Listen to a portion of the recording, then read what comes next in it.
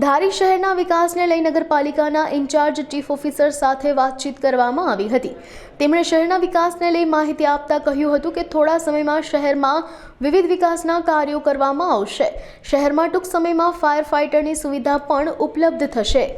ગુજરાત સરકારના શહેરી વિકાસ વિભાગમાંથી 21/12/2024ના રોજ નોટિફિકેશન બહાર પાડીને ધારી ગ્રામ પંચાયત અને ધારી નગરપાલિકામાં રૂપાંતરિત કરવામાં આવી।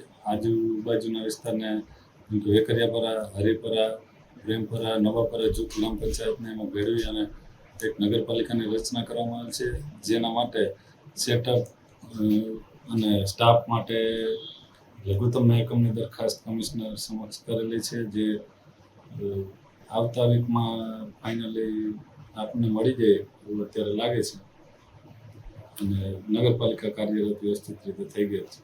નગરપાલિકામાં જે ગાંધીનગર કમિશનર કચેરીમાંથી લઘુત્તમ મહેકમની જે ફાઇલ આવશે એ પ્રમાણે કોમન કેડરના અને બાકીના લોકો જે સેટઅપમાં બેઠતા હોય જે જૂના છે એમને અને નવી ભરતી પણ કરવામાં આવશે।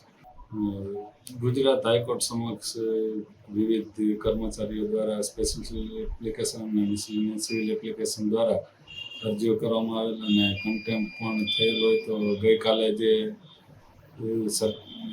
ગુજરાત હાઈકોર્ટમાંથી ચુકાદો મળેલ, જેમાં કનુભાઈ પરડવાના ઘરના શારદાબેન પરડવા દ્વારા થયેલ અરજીમાં નિકાલ થયેલ છે, જેમાં તેમના 28 લાખ રૂપિયા આપવામાં આવશે। મગનભાઈ ચાવડા, રમેશભાઈ ચાવડા, શામજીભાઈ ચાવડા, રંજનબેન ચાવડા આ લોકોને પણ તેમનો પાછળનો પગાર એરિયા સાથે ચૂકવી આપવામાં આવશે અને જે લોકોનો બાકી પગાર છે તે પણ ટૂંક સમયમાં ચૂકવી દેવામાં આવશે।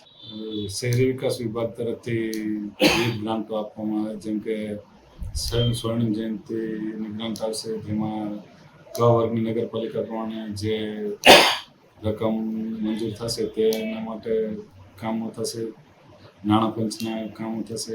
તેમજ અત્યારે આપણે જીવડીએમ તરફથી સર્વે ચાલી રહ્યો છે, જેમાં સ્ટ્રોંગ વોટર લાઇનની કામગીરી, ભૂગર્ભની કામગીરી અને પાણીની પુરવઠાની કામગીરી બગીચા માટે સ્વર્ણિમ જયંતિની ગ્રાન્ટમાંથી કરી આપવામાં આવશે અને જીવડીએમ તરફથી પણ આપને કહેવામાં આવ્યું છે કે બધું કામ વહેલી તકે કરી આપવામાં આવશે। નગરપાલિકા તરફથી ફાયર સ્ટેશન બનાવવા માટે સરકાર સમક્ષ માંગણી કરી અને દરખાસ્ત કરવામાં આવશે।